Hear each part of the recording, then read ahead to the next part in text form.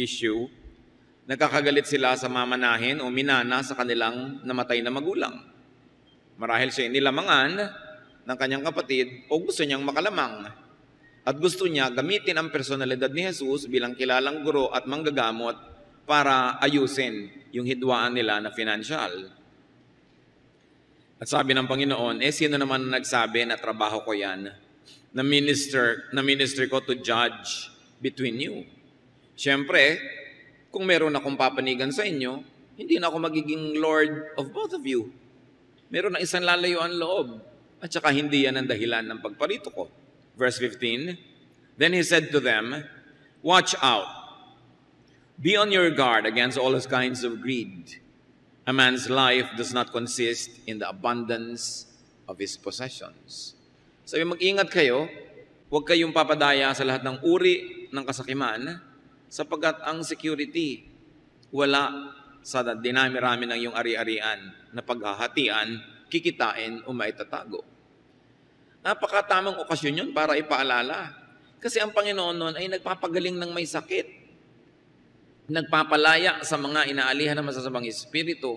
At higit sa lahat, nagtuturo ng daan sa buhay na walang hanggan. Pagkatapos yung taas ng kanyang turo, gustong ibaba nung isang tao sa crowd na yon sa mga bagay na panandalian lang at sa mga bagay na hindi dapat inuuna. Sabi niya, huwag kayong papadaya sa mga urgencies na yan sapagkat hindi lagi yan ang important. The urgent is not always what is important. Verse 16, para lalo pa niyang palinawin ang kanyang sinasabi, and he told them this parable, isang parable na alam na nating lahat, ating muling balikan. The ground of a certain rich man produced a good crop. He thought to himself, what shall I do? I have no place to store my crops. Then he said, this is what I'll do.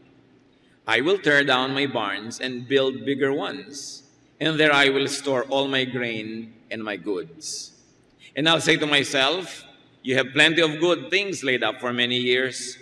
Take life easy, eat, drink, and be merry.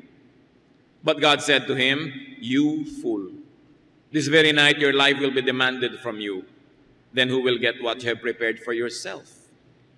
Isang napakalinaw na kwento ang ibinahagi ng Panginoon. Isang taong may mga bukid ang kinasihan ng magandang kapalaran at napakarami niyang inani. At sabi niya, ano kaya ang gagawin ko? Sobrang dami kong inani. Anong dapat sanang naisip niya? Bigyan ko naman ng mga kapatid ko. Mamigay naman ako sa mga mahihirap, sa mga kapuspalad, kasi sobrang dami na nitong inani ko, wala nang pagsidlan. At maaaring inubos niya ang napakarami niyang oras sa pagsasaka, pagpaparami ng kanyang mga halaman, pag-aalaga. Naubos na ang oras niya, wala nang natira sa Diyos. Wala nang natira siguro sa pag-ibig sa kapwa. Kaya nga siya ang ginawang halimbawa eh. Hindi naman masamang maraming anihin na. Pero nakasama sa kanya. Dahil ngayon dapat na may inani na siya, nagbibigay na siya, magpapahinga na siya, at lalo naman magbigay na siya ng oras sa Diyos, hindi. Magiging busy na naman siya. Sabi niya, sa dinami-rami ng inani ko, anong gagawin ko? Kailangan wasakin ko ngayon ang aking mga kamalig, ang aking mga lalagyan, ang aking mga storehouses. Siyempre, oras na naman ang uubusin nun. At papalakihin ko. So, gawaan na naman ang mga kamalig. Naging problema ang pagdami ng kanyang inani. At pag natapos ko yon, sabi niya, siguro abutin nyo ng ilang araw, ilang linggo, ilang buwan, magkakaroon ako ng oras sa sarili ko. Sasabihin ko ng Aba, you are secure. Magpahinga ka na, magpasarap ka sa buhay, uminom at kumain. Pero sabi ng Panginoon, nakarating na nga hanggang dito yung buhay mo na marami ka ng inani. Ayaw mo pa rin siyang bigyan ng oras. Ayaw mo pa rin bigyan ng oras ang Diyos. Ayaw mo pa rin bigyan ng oras ang kapwa. Tapos, uubos ka na naman ng maraming araw para lang asikasuhin yung mga kayamanan mo. Kung namatay ka na ngayon, di pati ikaw hindi na rin nakinabang. Marami po mga tao ganun eh. Kahit na nabubuhay na sila sa interest of their principal, ayaw pa rin tumigil. Hindi pa rin bigyan ng maraming oras ang Diyos ang kanilang sarili. Hindi pa rin makapagpahinga. Wala pa rin oras sa asawa, wala pa rin oras sa anak. Ang dami-dami nang naipon, ayaw pa rin tumigil. Sabi ng Panginoong Yesus at sabi ng Diyos sa langit, Hangal ka ba? Wala ka nang ginawa kundi mag-ipon. Kung namatay ka na ngayon, hindi mo magagamit yan. Yung asawa mo mag-aasawa ng iba, yung asawa niya ang gagamit niyan, di ba? Bakit hindi ka gumamit ng panahon mo sa tama? Magpahinga ka, kasama rin yun. Maglingkod ka sa Diyos. Wala ka ng excuse para hindi maglingkod kasi secure ka na Yun ngang hindi secure naglilingkod, ikaw pa na meron. Doon na lang napunta ang lahat-lahat. Hindi naman minasama ng Panginoong Hesus ang pag-iimpok, ang pag-ani ng marami, ang pagyaman, pero ang sinabi niya nasa verse 21, "This is how it will be with anyone who stores up things for himself, but is not rich toward God." Mayaman ka sa tingin ng Forbes magazine. Mayaman ka sa tingin ng society pages. Pero mayaman ka ba sa tingin ng Diyos? Yan ang sabi ni Jesus. Ngayon, kung mayaman ka na sa tingin ng tao, mayaman ka pa sa tingin ng Diyos, yun ang mainam. Pero kung kailangan mo lang pumili, sa tingin ng Diyos o sa tingin ng tao, hindi tayo dapat nalilito. Sapagkat dapat sa Diyos tayo mayaman. So, hindi pinatulan ng Panginoon yung pagtatanong sa Kanya para ayusin niya yung hidwaan ng magkapatid. Sabi niya, that's not the issue. Who is really secure? Not the one who gets the inheritance. Ikaw man o siya, ang kumuha niyan, mamamatay din kayo. Hindi rin yan magbibigay ng security. Not the one who gets the worldly wealth. Jesus clarified and emphasized his non-involvement in material and financial disputes of people. He was not to mediate, arbitrate, and get involved in such issues. Sabi niya sa John 18:36, "My kingdom is not of this world." Kumisa, nakakatawa kasi may mga members na mag-uutangan, magsososyo-sosyo, tapos magkakagalit at heto, sasabihin sa pastor, sabihin niyo po kay Brother Max, bayaran ako. Teka, kaharap ba ako nung nag-utangan kayo? Bakit sinasangkot niyo ako ngayon sa singilan? No? Nandun ba ako nung nag-invest kayo? Tapos ngayon gusto niyong makialam ako dyan.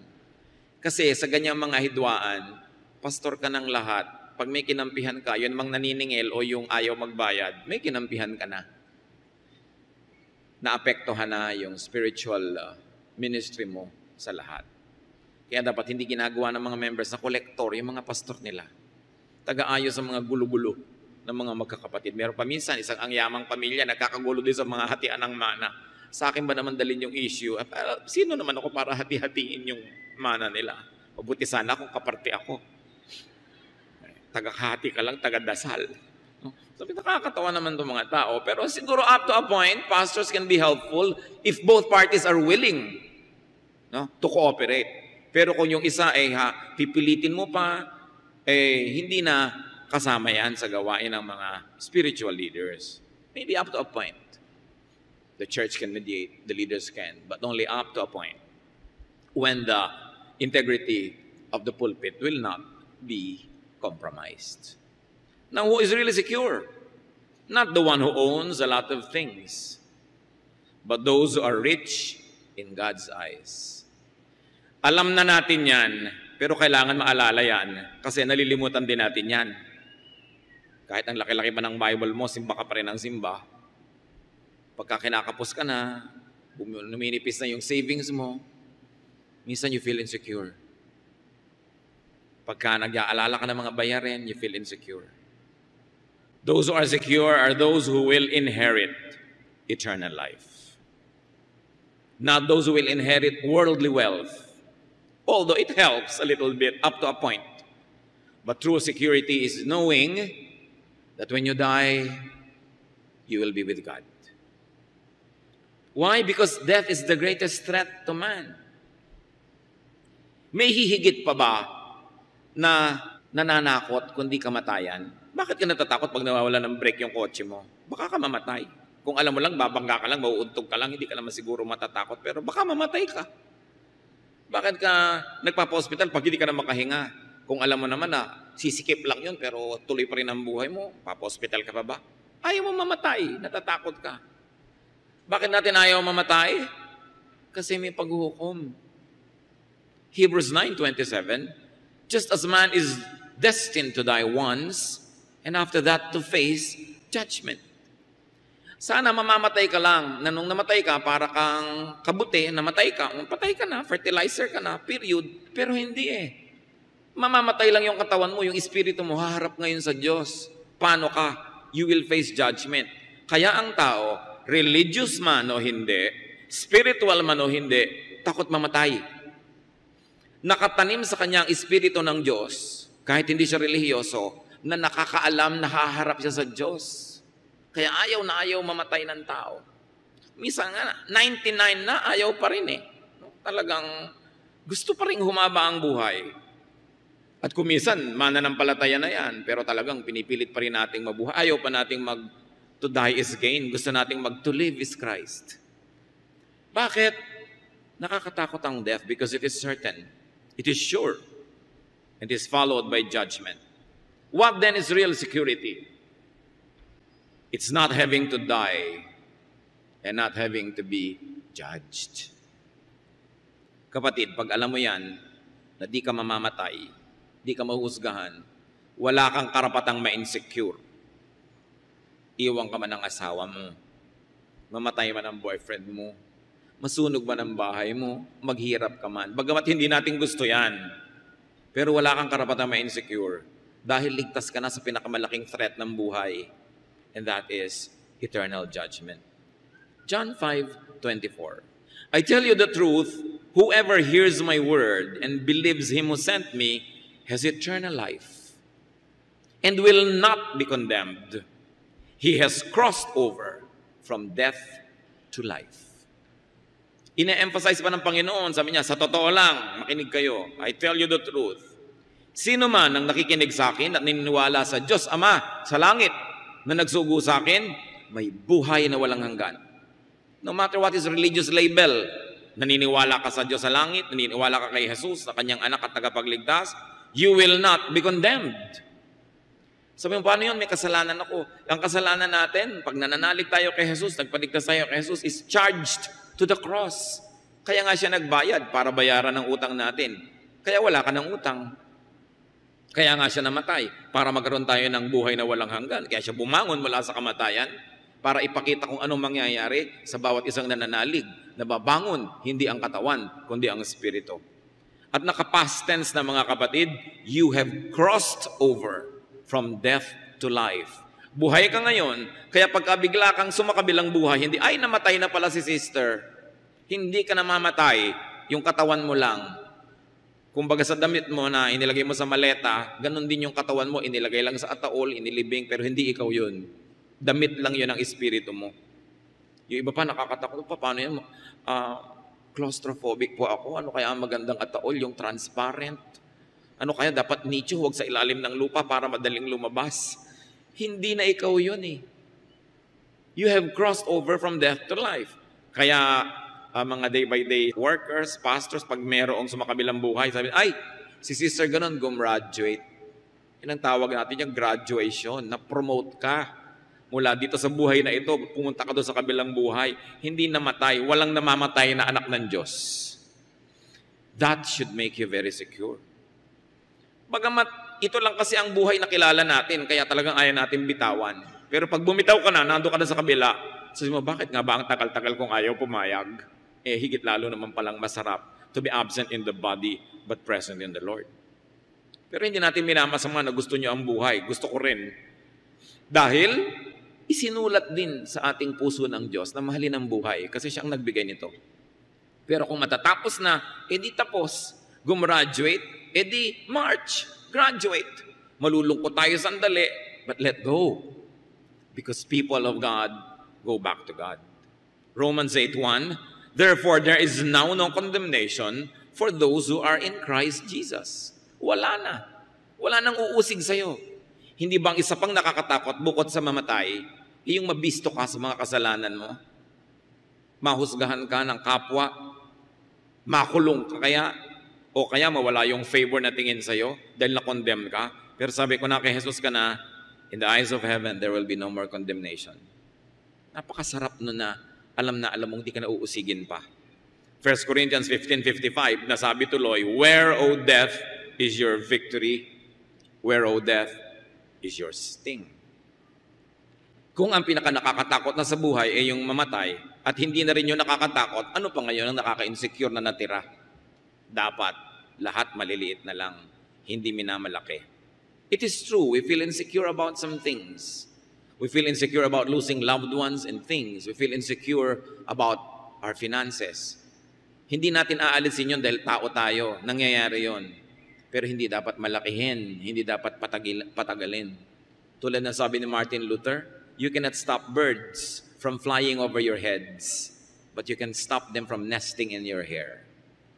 So hindi mo rin mapipigil, dinadapuan ka ng mga insecurities, mga pag-iisip, pero hindi dapat patagalin kasi hindi bagay sa mga nananalig sa Diyos. Itinataboy agad yan ng panalangin, itinataboy ng pasalamat sa Diyos when you sit down and count your blessings and think about eternal life. All of these insecurities will just be tiny dots in an otherwise long, happy, endless line. Dapat meron kang sense of proportion of what eternity is. Real wealth, according to Jesus, is what is stored up in heaven. Yun ang tunay. Real wealth is what is to be enjoyed in eternity. Sometimes deposit ka ng deposit sa bangkong fly-by-night, biglang nagsara. Nandun lahat ang pera mo, kaya eto ka ngayon, hinahanap mo si Crispin at Basilio. Bumili ka ng insurance, kung ano-ano na yung pala tumakbo uli. Eto ngayon, yung pera mo nawala. Pero pag doon ka nagdeposito sa langit, walang takbuhan, walang mawawala, kasi Diyos ang nag-iingat. That's why you feel secure. Nakaka-insecure syempre na ini-invest mo lahat ng pag-ibig mo sa kapwa-tao mo. Kaya nanay mo yun o asawa o anak. Kasi mamamatay yun, mawawala. Minsan iniiwan ka dahil ayaw na sa'yo. Minsan naman, gustong-gusto sa'yo pero namatay. Ano magagawa mo? Kaya pati pag-ibig, Diyos dapat ang unang iniibig, yung number 1. Para yung mga number 2, number 3 sa buhay natin na mahal natin, mawala man o dumating, there is a number 1 that keeps you steady, and that is the love of God. Kaya napakahirap yung tao, ina-idolize mo, inilalagay mo above God. Kaya ang sabi sa Bible, love God above all. Above all. You know why? Because God knows that He will never leave us. He will never depart from us. That's why He wants to be number 1 in our lives for our own sake so that we will feel secure. But what will happen pag ginawa mong number 1 tao? Kakabaka-baka. Pagka tumitingin-tingin na sa sexy yung asawa mo, tumatahip ng dibdib mo. O kaya yung asawa mong babae nagtatrabaho abroad, biglang dumalang na ng dumalang ang pag-text sa'yo, kinakabahan ka na. Siyempre, kahit ka naman nasa Panginoon, nervous ka rin. Pero iba yung number 1 sa'yo, Diyos. Hindi ka sobrang nakaasa sa kapwa mo para ka sumaya. Dumating siya, bonus. Wala siya, meron ka nung minimum, God's love. And that minimum is a lot. That's why yung priority sa Panginoon, dapat inuulit-ulit natin sa ating sarili yan. Kasi pati mga mananampalataya, nalilimot yan, nahihibang. Pag na-in love, nahihibang pag nagtrabaho. Nung wala pang trabaho, naglilingkod sa Diyos. Nung nagkatrabaho, talagang tinalikuran na lahat-lahat. Nung hindi pa napopromote, mabuti may ministry. Nung napromote, nawala na. Padala na lang ng padala ng tseke. Hindi ganun yun Hinahanap ng Panginoon, personal na paglilingkod mo. Hindi ba kaya ng Diyos magpadala ng tseke niya rin? Pero bakit si Jesus hindi nagpadala ng proxy? Siya yung namatay sa krus. Dahil gusto niya personal. Dapat naman may personal tayong paglilingkod. Kahit gano'n ka pa, ka-successful o kalaking tao. Luke 18:22, when Jesus heard this, He said to him, you still lack one thing. Sell everything you have and give to the poor, and you will have treasure in heaven.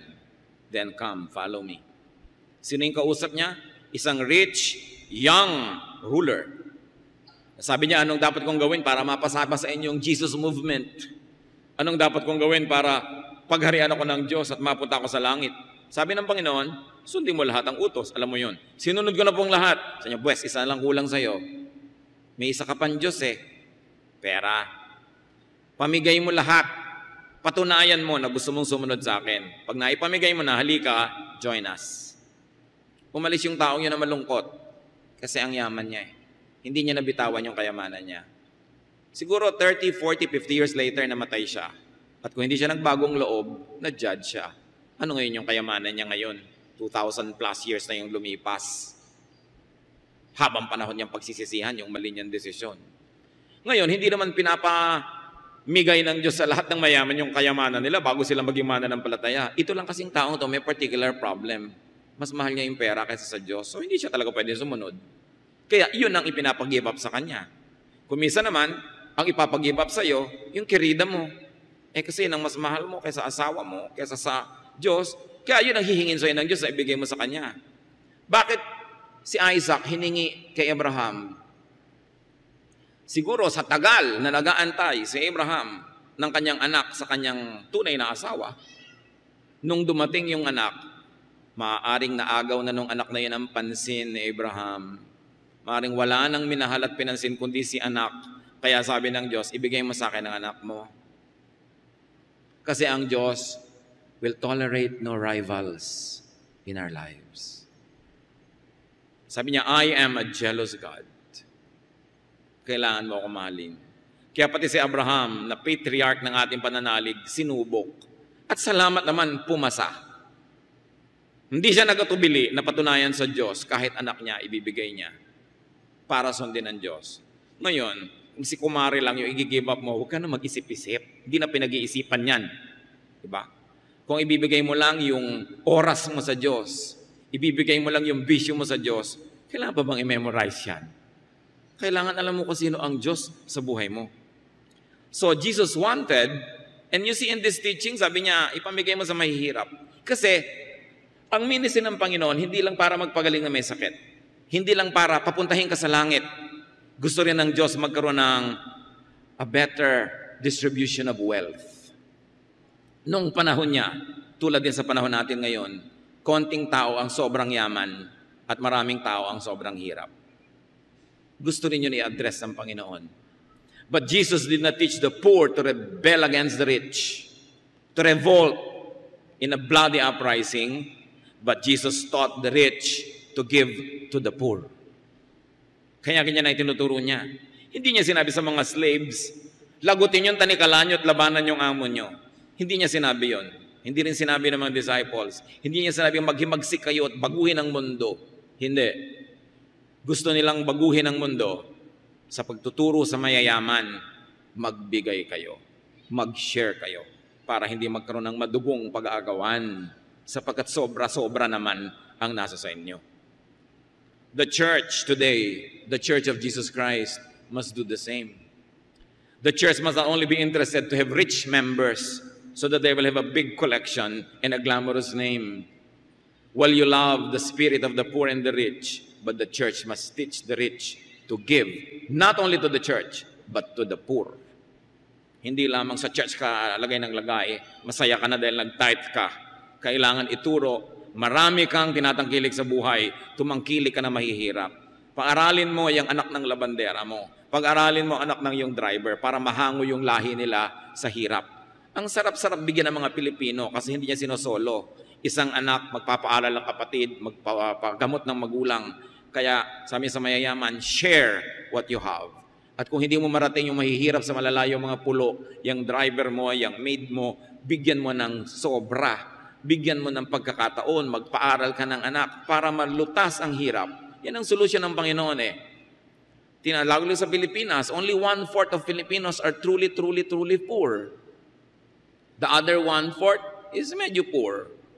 Now, the other 1/4 have more than what they need. Yung 1/4 na ito, magpaaral lang ng isa doon sa kabilang 1/4, solve na yung kabilang 1/4. Yung mayayaman pa, magpaaral lang ng dalawa doon sa sobrang hirap, masasolve ang problema natin. Sharing is what is important. Not having. Kaya sabi ng kapatid, turuan nyo nga kami yung kapatid ko na maghati kami. Sabi, hindi yan ang issue. Ang issue una, kaligtasan. Pangalawa, kailangan may pag-iibigan. Tamang paghahatian, hindi paglalamangan. It is important. Hindi nagpapakyut yung church mo to attract the rich. Kailangan mag-marketing. Ano yan? Titinda ka ng produkto. Magtitinda ka. Ano ba yung church nyo? A, O, B, O, C. Ano yan? Advertisement. Walang ganyan-ganyan sa Panginoon. Mayamat, mahirap. Pag Panginoon ang sinasamba, kailangan sama-sama. At ang sabi niya sa Luke 12:33, sell your possessions and give to the poor. Provide purses for yourselves that will not wear out. a treasure in heaven that will not be exhausted, where no thief comes near and no moth destroys. Sabi, gusto nyo na meron kayong pitakang hindi nauubusan ng laman, gawin nyo yung pitaka nyo langit. Gusto niyang tunay na hindi maubos-ubos ang withdrawal, doon kayo mag-deposit sa langit. Sure kayo. Eternal wealth means savings in heaven. That is security. Hindi yung pang material lamang. Hebrews 10:34.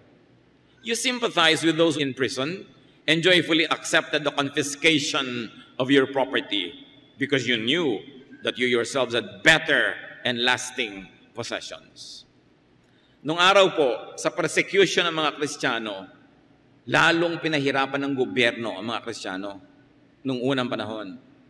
Pag nagsakdal ka laban sa isang Kristiyano at nanalo yung case, lahat ng property ng Kristiyano sa'yo na mako-confiscate. Alam nyo ang naging bunga? Ang daming nagsakdal laban sa mga Kristiyano. Maliliit, malalaking bagay, inimbentong mga bagay, nagdedemanda sila, hoping na mako-confiscate yung property ng mga Christians mapupunta sa kanila. What was the real goal?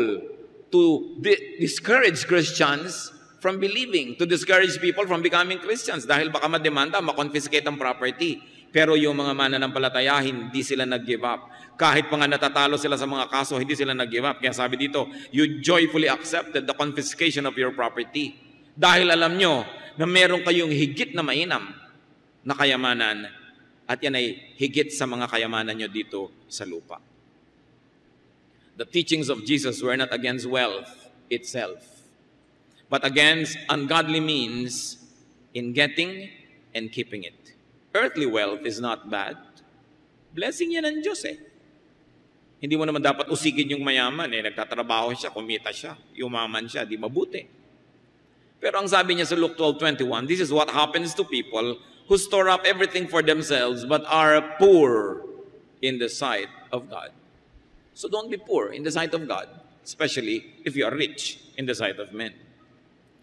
Wealth only becomes, pagka nagkataon, just another form of poverty when man does nothing else but keep and get it. When man keeps it only for himself. And when man offends God in his intentions, in the ways of acquiring and keeping wealth. So hindi yung kayamanan. It's not money that's evil, but the love of money. The love for money. It's all right to work. Gusto ng Diyos yan. Produce surplus. Make wealth if possible. But share. Ano mo naman na sharean yung kapwa mo, manggagawa, mga tauhan mo, supplier mo. Meron naman mga mall.